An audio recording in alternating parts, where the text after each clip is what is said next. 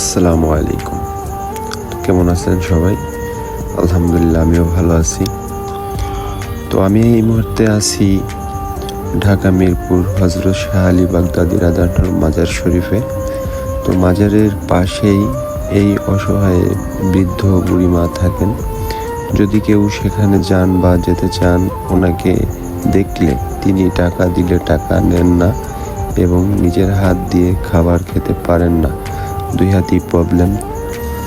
তো যদি কেউ খাবার খাওয়াতে চান, অবশ্যই ভালোবাসার সাথে খাবারটা খাওয়াবেন।